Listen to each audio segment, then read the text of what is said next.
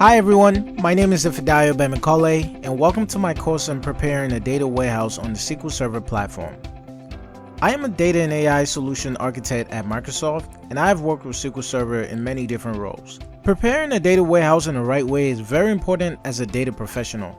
And this course will help save time in the business processes when creating a data warehouse architecture in the SQL Server, as well as maintaining the SQL Server environment by reducing the amount of manual processes and quickly identifying critical performance blockers. Some of the major topics that we will cover include creating and scheduling a data warehouse job, increasing performance speed in the data warehouse, monitoring the data warehouse, and avoiding accessibility issues in the data warehouse.